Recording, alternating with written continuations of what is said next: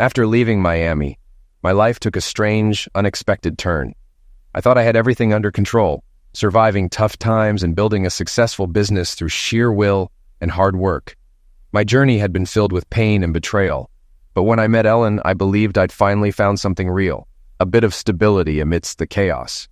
6 years into our marriage, I started noticing small cracks, unspoken frustrations, long silences. I convinced myself it was normal, but the growing distance between us felt wrong. I couldn't shake the feeling something was off.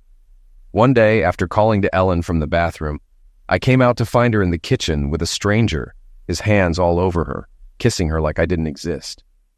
"What the hell is going on?" I shouted. The man barely reacted, smirking while Ellen calmly asked me to get him a beer. Shocked, I played along. I grabbed a Sam Adams, opened it, and instead of handing it over, I poured it out onto the floor.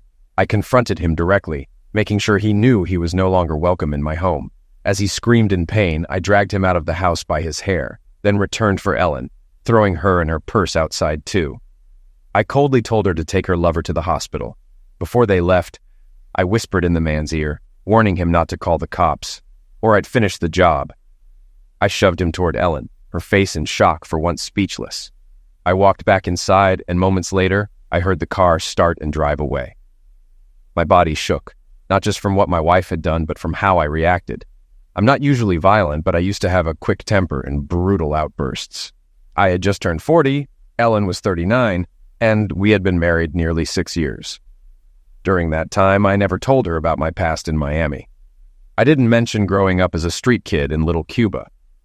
When I was 12, my father was eliminated in a bar fight. A Cuban man got mad, thinking my dad was hitting on his girl, though she'd only asked for a cigarette. My father held his own until the Cuban's friend stabbed him from behind. After that, it was just me and my mom. My dad's end of life hit her hard. We were already struggling, and she started working at a strip club to make ends meet. She made decent money until a customer attacked her. The bouncer handled him, but the guy waited for her after work and knocked her to end of life in an alley. She died alone, and her body wasn't found until morning. I was 14. Social services found my uncle, Sean Hennessy, who I didn't even know existed. He owned a bar near where my dad was eliminated. He took me in, but we weren't close. I asked why my mom never mentioned him, and he just said, "Some things are better left dead." I was always getting into fights, mostly losing, until Sean finally took pity on me. He said, "JC, life's tough. Learn to survive with these." He held up his fists. "You can lose a knife or run out of bullets, but your fists are always there. I'll teach you to fight. The rest is up to you." He taught me well. The area soon became overrun with Cuban refugees, many from Castro's prisons, and I learned to survive with my fists and temper. I became known for my toughness in underground fight circles, participating in intense physical competitions that required both skill and endurance. By 19, I was a tough, hardened fighter and spent most of my teen years in juvie. A cop finally pulled me out of that life. At 22, I got busted again for fighting, and Deputy Will Hartman sat me down in a room, just staring at me for a long time before finally speaking. "Jason Michael Cooley, that's your full name?" I nodded. "My friends call me Jazz." He chuckled. "You don't have any friends, Jazz." I shrugged. "Jazz, I've got a proposition for you. Interested?" I stayed silent, just looking at him. "Look, I've got you on attack with a deadly weapon, your fists, and mayhem. You bit that guy's ear off. Lucky we found it." Yeah. "And don't even try the self-defense excuse. You're an adult now. No more juvie. From here on out, it's adult lockup." "So what's your point?" I asked. He studied me before speaking again. "Marines." I laughed. "Marines? No way." "Listen, JC, you're smart, tough, and you know how to survive. The Marines could use that. Otherwise, you know where you'll end up." "And where's that?" "Dead. Everyone ends up dead. So what? I know about your parents, your uncle. You've had a rough life, but it doesn't have to stay that way. Think about it while you're in lockup." I did think about it. After 3 attempts on my life in county jail, thanks to the Cubans, I changed my mind. The guy whose ear I bit off was one of them. Next thing I knew, I was crawling through mud under razor wire at Parris Island, South Carolina. Explosions and bullets whizzed past, and all I could think was, what have I done? By the time I joined the Marines, Vietnam was long over. I didn't see major combat, but I found plenty of fights. Stationed in Germany, some buddies and I went bar hopping in West Berlin, which ended in a big brawl. One of the locals, a 6'5", 300-pound guy, and his crew didn't like us. They made comments about Cuba and communism, and it didn't take long for fists to fly. By the time the MPs and German police showed up, the big guy and his buddies were out cold. Back on base, I was charged with fighting, causing a disturbance, and more. After a few days in the brig, my CO asked me, "Would you be willing to fight in a ring, Cooley?" "Hell yes, sir," I replied. I spent the next few years becoming somewhat of a legend in the service, winning most of my fights. But everything changed after an intense fight in the Philippines, where one of my opponents suffered a critical injury. It was a turning point that made me reconsider my involvement in fighting. Seeing him lying there, eyes open but lifeless, deeply affected me. After that, I never fought again despite my division's disappointment. 2 months later, I left the service. Back in the US, I enrolled in college studying computers and technology. I already had some skills from the Corps, but I wanted to learn more. After 5 years, I graduated with honors and a master's in computer science. Soon after, I was hired by a successful tech company in San Jose, California, which would later become Silicon Valley. I advanced quickly, but working for others wasn't enough. With 2 co-workers who shared my vision, we started our own company, CB's Tech Research Inc. The company grew rapidly, especially with the rise of the internet. Our breakthroughs in hardware made us a major player, and we became incredibly wealthy. In my early 30s, I visited Miami to find the deputy sheriff who had changed my life, but I was saddened to learn he had died in the line of duty. I met his widow, Angela, and their children. His daughter, Lisa, a nurse, was in her late 20s, and his 2 sons were still in school. To help them, I set up college trusts for the boys and provided financial support for their mother, all anonymously. Each Christmas, I received a card from them with photos and updates. That was 7 years ago. Now, at 40, I'd been married for 6 years and was on the verge of losing my wife.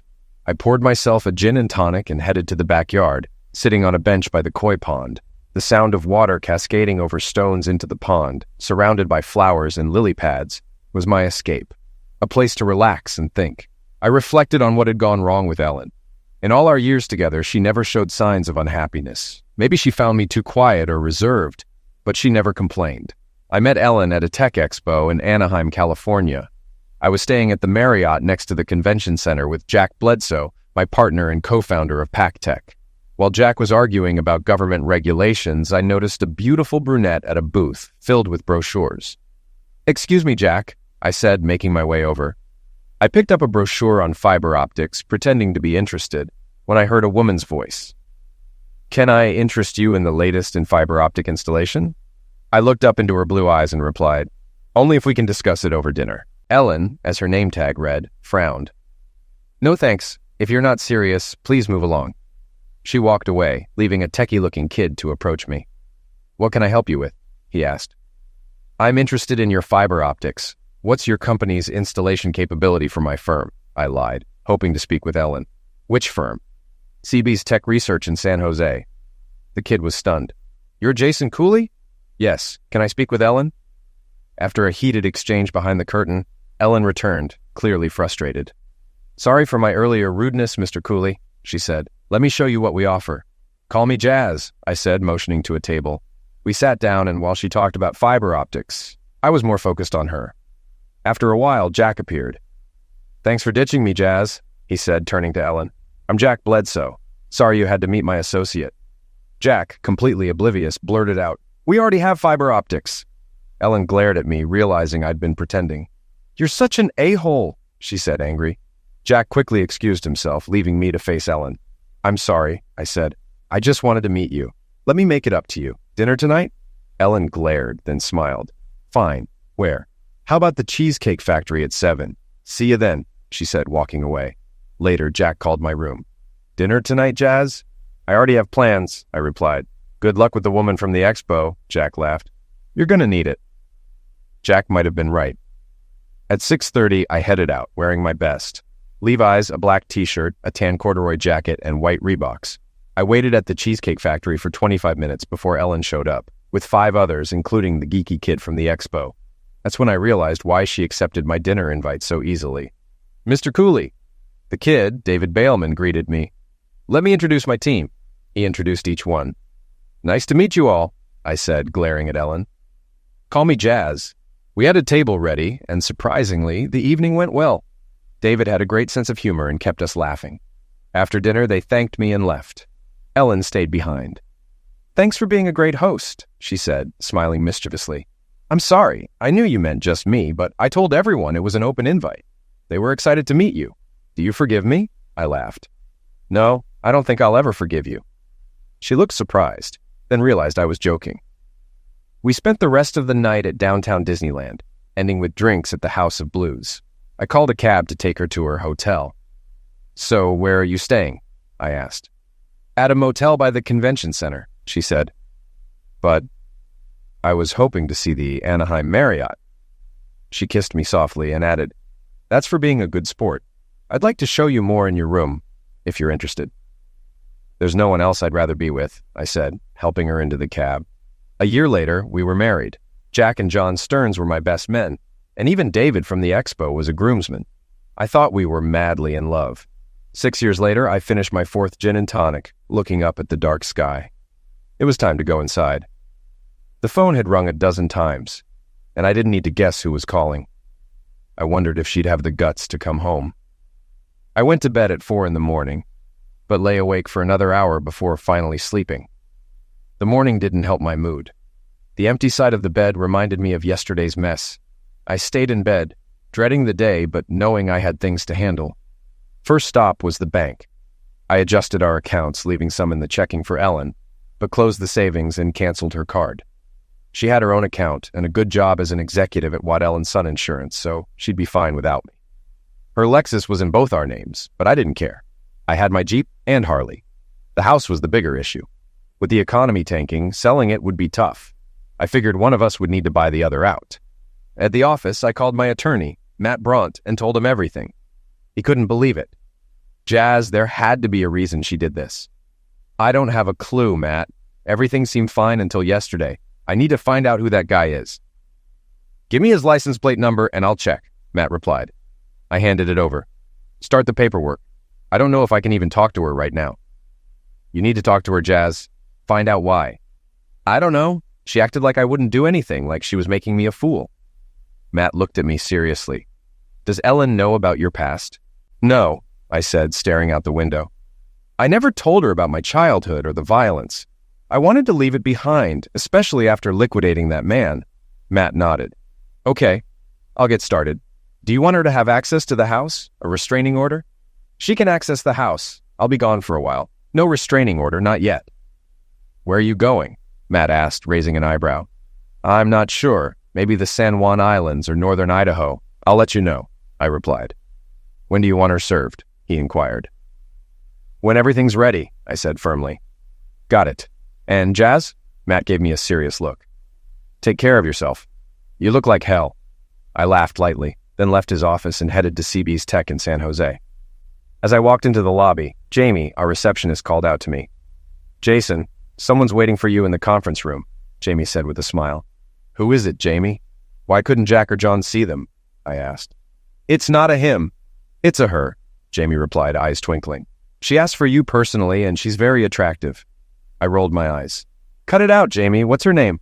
Jamie glanced at her notes. "Lisa Hartman from Miami." I froze, stunned. "Lisa Hartman? Here?" "Thanks, Jamie. I'll handle it." I hesitated for a moment before entering the conference room, feeling oddly nervous. When I finally opened the door, there she was, Lisa, even more beautiful than I remembered. "Mr. Cooley," she greeted me with a soft smile. "Lisa. Wow, you've grown since I last saw you," I said, cringing at my awkward comment. She laughed, her voice light and cheerful. "Yes, it's been 6 or 7 years. I was in my 20s, and now I'm in my 30s, fully grown. Sorry, Lisa, I'm just surprised to see you. How are Angela and your brothers?" I asked, trying to recover. "Actually, let's move to my office. It's more comfortable." She stood, and I led her to my office. As we passed my secretary, Lakota, she gave me a knowing look. "It's beautiful in here," Lisa remarked, looking around the office. "Thank Lakota, my secretary," I said. "She handles the decor." "Lakota? That's an unusual name." "Native American?" Lisa asked, curious. "Yeah, I think she's half Sioux. Very protective, too." "I noticed," Lisa grinned. She watched me like a hawk. "That's her. Can I get you a drink?" I offered. "Iced tea, if you have it," she replied. "Green tea, okay?" I asked. "Perfect." As we sat down, Lisa got straight to the point. Jazz, you're probably wondering why I'm here. I am. How's your mother? I asked, concerned. Her expression grew serious. Jazz, she's dying. She asked for you. My God, Lisa, why didn't you call me? I'd have come to Miami right away, I said, shocked. I know, but she insisted I come see you in person, Lisa explained. She wanted me out of the way. It's pancreatic cancer. The news hit me hard. I'm so sorry, Lisa. Can I help? Financial support? She's covered at the hospital, getting the best care. Your monthly checks have been a blessing. By the way, both boys graduated with honors. Bobby from MIT, Dean from Georgia Tech. Thanks to you. I silently chastised myself for not visiting them over the years. I'm really sorry I haven't come to see her, or you and the boys. Don't go there, Lisa said firmly. Mom said you'd feel guilty. You've had a lot on your plate. You started a business, got married. Your hands have been more than full. What you've done for us already is more than anyone could ask for. Her voice softened. Mom would love for you to visit. Can you? I'll have the company jet ready tomorrow, I said right away. Do you have a place to stay tonight? I haven't had time to find one, she admitted. Perfect. You can stay at my apartment nearby. Oh, won't your wife mind? I glanced away before answering. Ellen and I are separated. It's probably heading toward divorce. I'm sorry to hear that, Jazz. I hope I'm not adding to your stress. Not at all. It's nice to have you here. Are you hungry? I could eat. Great, I said. I know a little place that has the best pizza and Italian food this side of the Rockies. Lisa smiled. Can we stop by your apartment first? I need to drop my bags and freshen up. No problem. You ready? Lisa nodded and we left the office. I told Lakota I'd be unavailable for the week, but she could reach me on my cell. What about Ellen? Lakota asked. If she calls, tell her to speak with Brat. He knows what to do, I replied. Lakota gave me a sympathetic smile. I escorted Lisa to the parking garage where my Ford F-150 Super Crew was parked. We stopped at the lobby, where security had stored her suitcase. After tossing it in the truck bed, I opened the passenger door for her and watched as she slid into the seat. As I got in, Lisa looked around and said, I didn't expect you to drive a truck. I thought you'd be in something more fancy. I grinned and buckled up. Not really my thing, but if that's what you want, I can arrange it. Lisa blushed. Oh God, no, I was just thinking out loud. The truck's fine. Me too, I said, starting the engine. Let's go. The next day, after an evening of reminiscing and a restless night, Lisa and I were already flying over Phoenix, Arizona, heading to Miami on the company's Gulfstream G350. Lisa sat in the co-pilot seat, her eyes wide with wonder, mouth slightly open as she stared at the controls. Jazz, I didn't know you could fly. There's a lot you don't know about me, I replied with a smile, checking the altitude and speed. So, what happened with you and Ellen? If you don't mind me asking. Not anymore, I sighed. Somehow she thought I'd be okay with being her betrayed man, just sitting by while she slept with other men. My God, Lisa, why would she think that? Lisa gasped. That's insane. Why would she even... That's the million-dollar question. I have no idea. I know we've grown apart lately. Honestly, I can't remember the last time we were physically engaged. I guess I was so focused on work I didn't even notice, and she never said a word. I paused, thinking back, searching for any sign, any warning. But nothing came to mind. To me, it felt like Ellen just suddenly decided I didn't matter anymore and she ended our marriage by cheating. But why? I glanced at Lisa as she looked out the window. Tell me about you and the family. There's not much to tell, she said, turning back to me. After we lost Dad, Mom struggled to make ends meet. We got Dad's pension, but it wasn't much. I decided to go to nursing school and the boys helped out with part-time jobs as long as it didn't interfere with their studies. She fell silent for a moment before continuing. Jason, you were a godsend. I didn't even know about you, aside from what Mom told me. How Dad got you into the Marines. When you showed up at the house, Mom was overwhelmed. She knew everything about your past and what Dad did for you. He always kept her updated on your accomplishments in the Marines. Lisa hesitated before adding, He was so proud of you, Jazz. Mom showed me all the clippings from your boxing matches and articles about CB's tech research. Dad was planning to fly out to see you, to ask if you'd come visit the family. He wanted to introduce you to Mom, me, and the boys. Her voice wavered as she said, but he was shot and eliminated the following week. The memory of Deputy Will Hartman's end of life hit me hard. I stayed silent as the plane hummed, the turbines the only sound in the cabin. After a while, I asked, "I noticed you're not wearing a wedding ring. You're not married?" Lisa smiled wistfully. "No, I never really had the time. Between nursing school, working at the hospital, helping Mom and the boys, there wasn't room for anything else." She turned away, gazing out the window again. And there were other things. I wondered what those other things might be, but decided not to ask just yet. A few hours later, we were taxiing onto an empty ramp at Miami International. Soon, we had our luggage loaded into a waiting limo and headed to her family's home. Miami hadn't changed much, maybe a few more high-rises blocking the beach, but it was still the same hot and humid city I remembered. Lisa's mom lived on the southern edge of town, and we got to her house pretty quickly. It was a modest, single-story ranch with a white picket fence around the front yard. I was surprised at how clean and well-kept everything was. There were no signs of weather damage, which is tough in Florida, and the landscaping was immaculate. Even the roof looked like it was in perfect shape. As if reading my mind, Lisa said, "Your monthly contributions were more than enough to cover everything." I nodded. Lisa went inside while I handled the luggage and paid the limo driver. "Stay on call, Alonzo," I said. When he mentioned he had other clients, I reassured him he'd be well compensated. After that, I went inside. I expected the house to be dark and somber, but it was the opposite. It was tastefully decorated with a warm, welcoming vibe. Bright sunlight streamed through the windows, giving the place an airy feel. The air conditioning kept the temperature perfectly comfortable. "Jason Michael Cooley. Well, it's about time," came the familiar voice of Angela Hartman. "Hello, Angela," I said, walking over to her. She sat in a plush recliner with an Afghan blanket draped over her legs. "I'm sorry it's been so long since I visited." "Enough of that," she interrupted. "You're here now, and that's all that matters. Come here." I walked over and knelt beside her, taking her frail hand in mine. Angela smiled, though I could see the pain in her eyes. Even through her illness, she still radiated strength. "You've still got that amazing view," I said, glancing out the large picture window that faced the beach and mangroves. Angela beamed.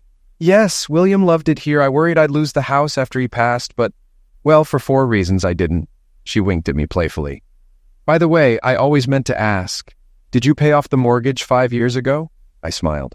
"Guilty as charged. I wanted to help, but I asked the bank not to mention it." Angela shook her head softly. "Jason, I know you feel like you had to do all of this, but you didn't. You didn't even know us back then, and Will was gone by that time. But I do appreciate it. You've always been part of this family." For the first time in a long while, I felt tears welling up. I hadn't even cried when my wife pulled that stunt on me. But here was this incredible woman, a widow and mother, telling me how much I meant to her, and she was dying. "Come here, Jason," Angela said, reaching out. I leaned in and she embraced me tightly. I couldn't hold back the emotions anymore. All I could think about was this wonderful woman dying, yet comforting me. I broke down in her arms as she gently ran her fingers through my hair. After about 15 minutes, Angela let me sit up and look at her.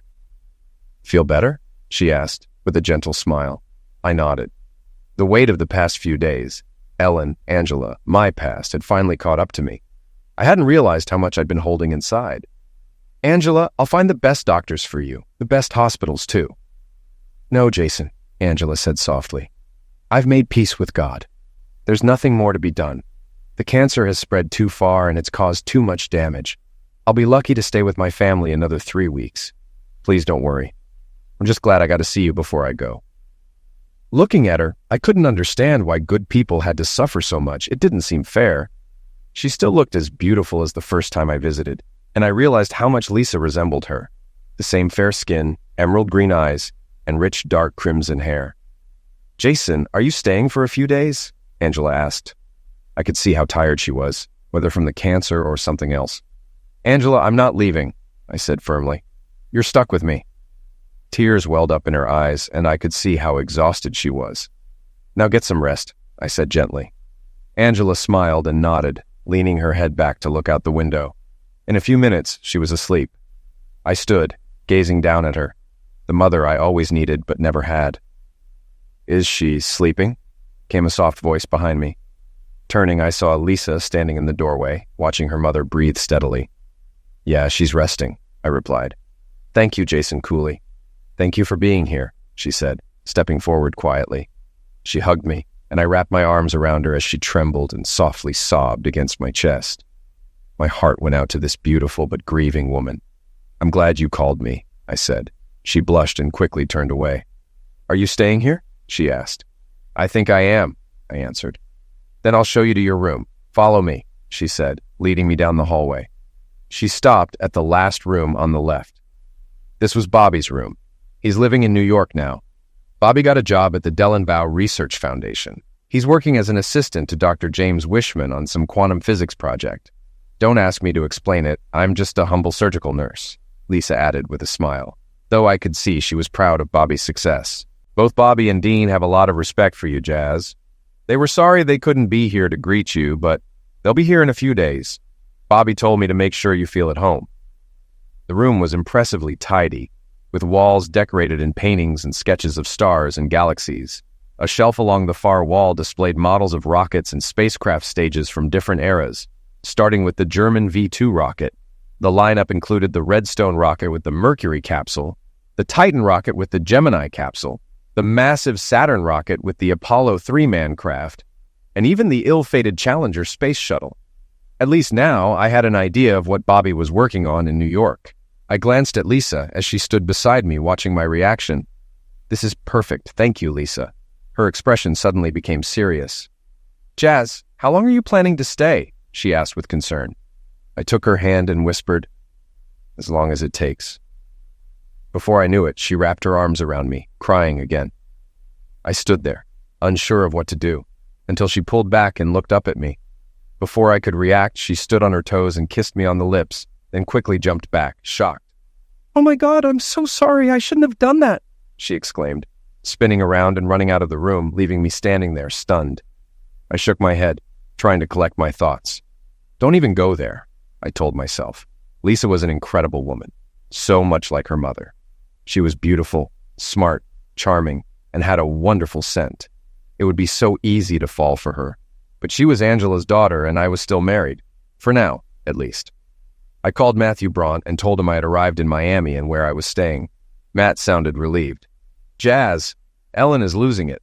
She's been maltreating the office every day, and both Jack and John, those two partners of yours, have made it clear she's not allowed on company property. The last time she came looking for you, she caused such a scene that security had to physically remove her. Matthew, I'll deal with her when I get back after she's been served." "Okay. How long are you staying in Miami?" "A dear friend of mine is dying. I'll be here as long as needed." "Got it. Just keep in touch." "I will. Let Jack and John know what's going on." "Will do. Take care." After he hung up, I tossed the phone on the nightstand. The image of Ellen standing in the kitchen, smugly looking at me with her lover by her side, flashed in my mind. "Screw her," I muttered. I unpacked, changed into something comfortable, and lay on the bed. It had been a long day, and I realized how exhausted I was. I checked my watch, 6 o'clock. I'll just rest for a bit, then help Lisa around the house, maybe get some dinner for everyone, I thought. "Yeah, just a quick nap." A voice woke me. "Jason, do you want something to eat?" I mumbled, "Yeah, sure." Lisa giggled and said, What would you like for breakfast?" My eyes shot open. Lisa stood in the doorway wearing pale green pajamas and a darker green robe. "Breakfast? What time is it?" I asked groggily. "It's 8:30 in the morning, silly. Time to get up. I've got scrambled eggs, bacon, and sourdough toast ready if you're hungry." As I sat up, I realized I was only wearing white boxer shorts and a white t-shirt. Lisa noticed my glance and blushed a deep red. I went through your things and found a t-shirt for you," she stammered. "I figured you could keep the shorts. You were so out of it and looked uncomfortable, so I helped you out of your clothes. Don't worry. I've done this a lot with patients. It's no big deal." "Wow, I must have been really tired," I muttered. "The last thing I remember was planning to help you with dinner." Lisa smiled and reminded me, "Breakfast is getting cold." She pointed to the closet. "There's a robe in Bobby's closet. It should fit you." With that, she disappeared down the hall. When I walked into the kitchen, Lisa was busy preparing food and setting the table. "How's Angela?" I asked. Lisa sighed. "She's sleeping. She's been doing that a lot lately." I nodded and was about to step into the kitchen when Lisa stopped me. "Sit down," she ordered, grinning. I sat, pretending to be scolded. She laughed and soon placed a plate full of scrambled eggs, bacon, and 2 slices of toast in front of me. Where's yours? I asked. Don't worry, you won't eat alone. She sat beside me, devouring her food like she hadn't eaten in days. My God, you can eat, I exclaimed. She blushed, her mouth full of eggs, and mumbled an apology as she hurried to swallow. Sorry, I guess I was just really hungry, she explained. I glanced at Lisa's slim figure, wondering where she managed to put all that food. Just then, a voice shouted, Hey sis, where's the food? The kitchen door swung open, and a red-headed young man stood there, gawking at the table. Dean, keep your voice down. Mom's sleeping. And where were you last night? You knew I was home with Mr. Cooley, Lisa snapped. Geez, sorry, Liz. I had a very important engagement, if you know what I mean, he said, winking at me as he grabbed a plate from the counter. Once he loaded his plate, he dropped into the chair across from me, sticking out his hand. It's great to have you here, Mr. Cooley, he said. Just call me Jazz, I said, shaking his hand. Jazz, he mumbled through a mouthful of food. Then, glancing at Lisa, he asked, How's Mom? She's been better, but seeing Jazz really cheered her up, Lisa replied. So what or who was your important engagement? Lisa asked, her tone full of suspicion. Her name's Cindy, a real fine thing from the Pink Poodle. She invited me over to check out her sketches. She's got a great eye for lines and curves, Dean said with a grin, chewing his food. Ugh, Dean, you're such a pig, Lisa growled, rolling her eyes. Yeah, isn't it great? He laughed. Dean, I hear you graduated from Georgia Tech with honors and a doctorate. What are you up to now? I asked, trying to steer the conversation in a different direction. Shaking his head, Dean replied, Not much at the moment. I wanted to take some time off to be with Mom. After that, we'll see. If you're interested, I might have something for someone with your skills in California, I offered. California, he mused. I'll think about that, but maybe later. How long are you staying? For as long as it takes, I said. He looked at me and nodded, sadness flickering in his eyes. Thanks for that, Jazz. It means a lot to her. She's always thought of you as the son she didn't get to keep. So that makes you my bro, and unfortunately, Lisa's your sister, he teased, yelping as Lisa smacked him on the back of the head with a spatula. After breakfast, Lisa and Dean cleared the table while I wandered into the living room. Angela was still asleep in her recliner, the Afghan pulled up over her shoulders. I sat on the couch, watching her, overwhelmed with thoughts of Lisa and her brothers losing both their father and soon their mother. This isn't fair, I thought bitterly. Why couldn't I do more for this family, for this amazing woman? I didn't realize I was crying until I felt a gentle hand on my shoulder. Lisa's voice whispered, Come with me. She took my hand, guiding me outside onto the veranda. She led me further out, to a small hill sheltered by overhanging palm fronds. She pressed me against a sturdy tree trunk and kissed me, her lips firm on mine. Then she pulled back and softly wiped the tears from my eyes. I've wanted to do that ever since I saw you walk into that conference room, Lisa confessed. I'm sorry, Jazz, but your wife is a fool. I'm sorry if I overstepped. I didn't let her finish. I pulled her close and kissed her back. Lisa melted in my arms, her lips meeting mine with the same intensity I had been holding back. Everything about her, her lips, her hair, her eyes, seemed to capture my soul. I didn't want to let go, but eventually I pulled away, gazing into her eyes. Lisa, maybe this isn't the right time. We're both dealing with difficult situations. Your mother, my wife. I don't want to hurt you, I whispered, my voice thick with emotion, but I think I'm falling in love with you. Her eyes welled with tears. Jason, I fell for you 7 years ago when you first visited my mother. I never got you out of my mind. It broke my heart when I heard you were married, but I never forgot you. That's why I came to see you, to tell you about Mom. I had to see you again. I knew you were married. Please forgive me, she said, her voice trembling. My God, Lisa, there's nothing to forgive. I just wish I had known you before I met Ellen, I said. But I need to understand what happened with Ellen. I need to know what went wrong, what made her turn to someone else. I need to know why. I understand, she whispered. But just remember, whatever you decide, I'll be here. I always will. I nodded, and she kissed me again, this time just a soft kiss on the lips. I held her close, burying my face in her hair, inhaling the scent of lilacs. God, what was wrong with me? Here I was, holding an extraordinary woman, but I felt the need to remain loyal to Ellen until I figured out what went wrong in our marriage. Even though it might be over, I still loved her. But what Ellen had done, what she'd tried to do, had shattered my trust and love. I needed answers. We walked back into the house to find Angela awake and smiling at us. "My lord, you two look like you belong together," she said softly. "I'm sorry, Jason. I know you're married. I shouldn't have said that." Lisa and I both laughed, and I reassured Angela, "It's okay. You and Lisa will always have a place in my heart." Over the next 2 weeks, Lisa and I were careful around each other. Dean picked up on the tension between us, often giving Lisa knowing smiles. One day, while standing in the hallway, I overheard them talking in the kitchen. "I'd be proud to have Jason as my brother-in-law," Dean said. "So would I," Bobby chimed in, having arrived home a week earlier. "Listen, guys," Lisa said firmly. "He's married. I'm not going to be the other woman, understand?" I couldn't hear their response, but I heard footsteps approaching, so I pretended I was just coming down the hallway. "Hey, Jason," Dean called out. "Feel your ears burning? We were just talking about you. Too bad you're already taken, bro. Lisa's drooling over—" "Dean!" Lisa screamed, rounding the corner and swinging a spatula like a cop wielding a baton. Her brother bolted out the door and down the beach, with Lisa chasing after him. Bobby and I doubled over with laughter, and from the living room, I heard Angela chuckling. She'd clearly overheard the exchange. Our laughter stopped suddenly when Angela started coughing violently. I rushed into the room and found her hunched over in the recliner. "Bobby, call emergency!" I yelled, kneeling beside her and holding her in my arms.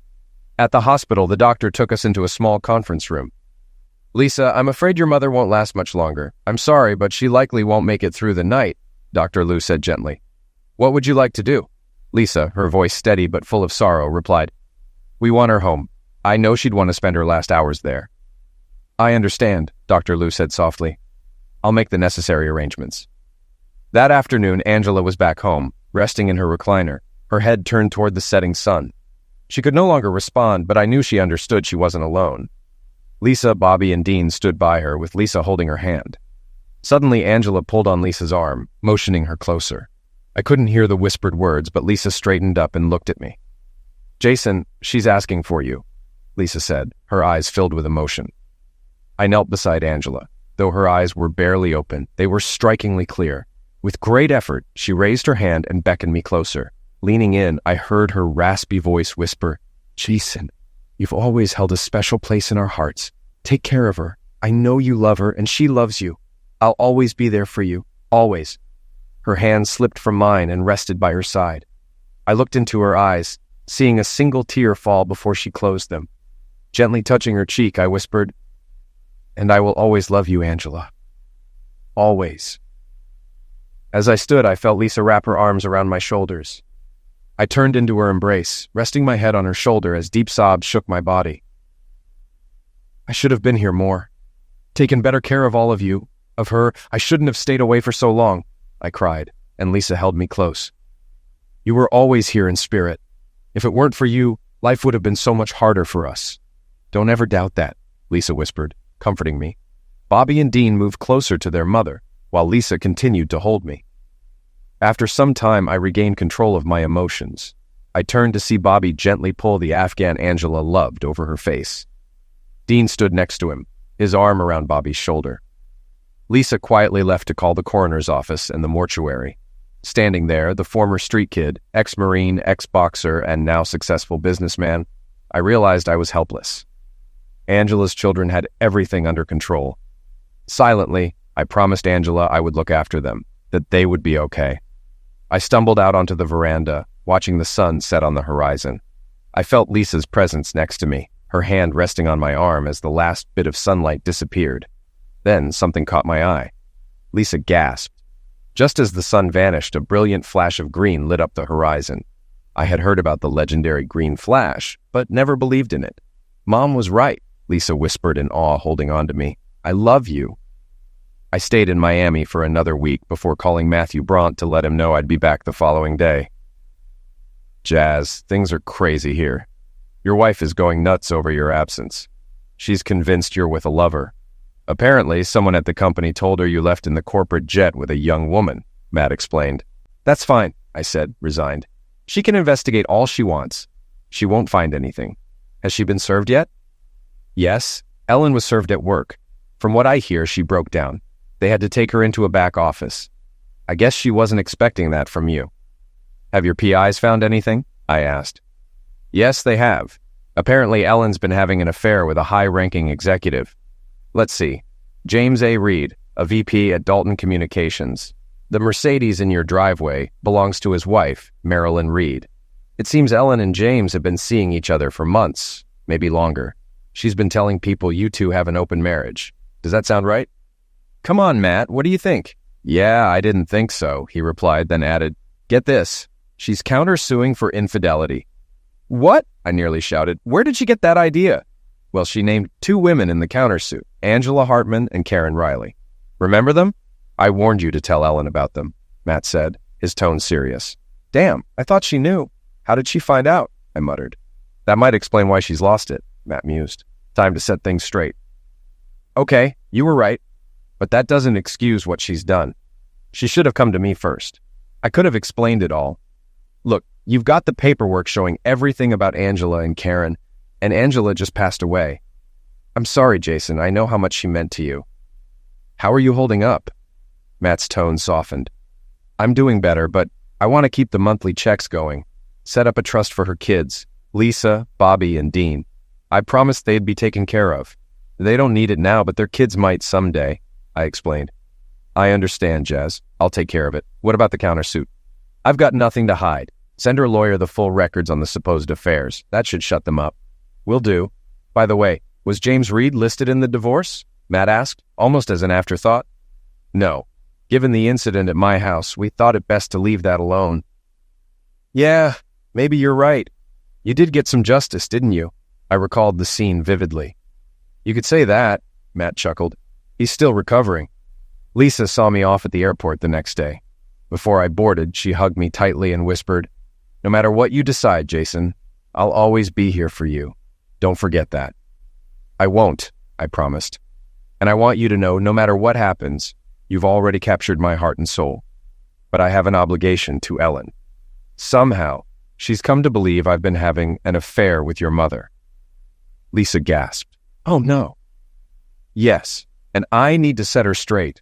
Not that I think it'll change anything. She's already shattered my heart and trust beyond repair, I said, my voice heavy with resignation.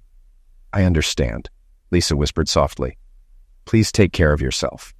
I nodded and kissed her deeply before heading toward the boarding gate. I turned for one last look before she disappeared from sight. Ellen sat across from me, her attorney beside her, and Matthew next to me. Once her legal team received the notarized documents regarding Angela and Karen, her countersuit fell apart. Even the rumor of me leaving with an attractive woman collapsed when they learned I had simply flown to be with my unofficially adopted mother in her final days, accompanied by her daughter Lisa. The legal battle dragged on for nearly 2 months before we finally met face to face. At this final meeting, Ellen had insisted on talking to me before finalizing the divorce.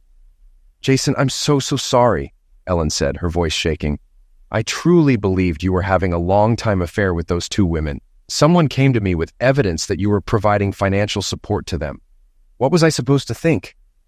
You were supposed to love and trust me enough to ask me about it, I replied, my voice hard. That's what you were supposed to do, not jump into another man's arms and flaunt it in front of me. Did you really think I'd just accept being turned into a betrayed man? And by the way, how's Reed? Or should I say, Johnsonless? Ellen winced. He's still undergoing surgeries. He was lucky they didn't have to amputate, but he did lose a testicle, and they removed several glass fragments from around his lap. He wanted to press charges against you for attack, but I convinced him everything would come out and his wife would find out. She's the one with all the money and power. She owns the company, Ellen said quietly, looking away. I haven't seen him since that day, she added softly. Let me guess. You thought having Reed over that day to flaunt him in my face would make me realize what I drove you to do? I asked, shaking my head in disbelief. Ellen stared at me as if seeing me for the first time. I didn't expect your reaction, she admitted. I laughed bitterly. Did I ruin your plans, Elle? Sorry about that. I know how important he was to you. Matthew and his PIs kept me informed. It wasn't much of a secret at your company. Everyone except Reed's wife knew what was going on. Matthew grunted and looked out the window as I continued. Look, Elle, you chose to believe your so-called source instead of coming to me. And I know it was Reed. He was trying to dig up dirt on me to win you over. He just didn't look hard enough. And neither did you. You jumped right into his arms, didn't you? Ellen's lawyer cleared his throat. Mr. Cooley, you have no right to speak to my client in that— Screw you, I interrupted. I have every right. Ellen gasped. Jason, please stop. I slammed my hand on the table and leaned forward. You never gave me a chance, Elle. You wanted this to happen. I think you needed it to happen. You fell for him and didn't want to risk that he might have been wrong about me. I stood and walked to the window, staring out at the courtyard. After a moment, I turned back, my voice softer but full of pain. Tell me the truth, Elle. What did I do to push you away? It couldn't have been just what Reed said. Was I a bad husband? Did I not give you enough attention? Was I not enough in bed? What was it? I demanded, my gaze piercing hers. Tears streamed down Ellen's face as she stammered. I don't know, Jason. Don't call me that, I said coldly. Only those I love and care about call me Jazz.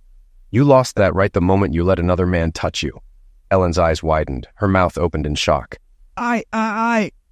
Her words faltered, and she abruptly stood and fled the room, tears streaming down her face.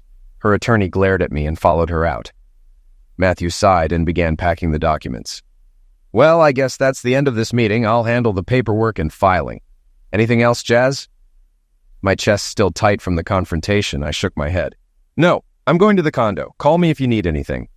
Matt nodded as I left the office, unsure where that emotional outburst had come from. I thought I had moved past all of it, but maybe Ellen's betrayal still hurt more than I realized. Back at my condo, I grabbed a beer and sat on the patio, watching planes take off and land at the nearby airport. My thoughts drifted between Ellen, Angela, and Lisa. While I still had some feelings for Ellen, she had destroyed most of the love I once had for her. Nothing could justify her actions. I pictured Lisa on the beach, watching the sunset. She was like a sister to me, Angela's daughter, and just a few years younger. But I wondered how her father, Deputy Hartman, would feel. Would he approve of me being with her? I doubted it. He had only known me as a troubled street kid. Maybe I wasn't meant to be happy, I muttered. Angela's voice suddenly echoed in my mind. Jason, don't you dare think like that. You promised me you'd be there for Lisa. Her image vanished as I reached for her.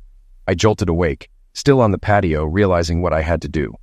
Meanwhile, Lisa sat under a mangrove tree by the ocean, waiting for Jason to reach out. She wondered if he had decided to fix things with Ellen, the thought making her heart ache.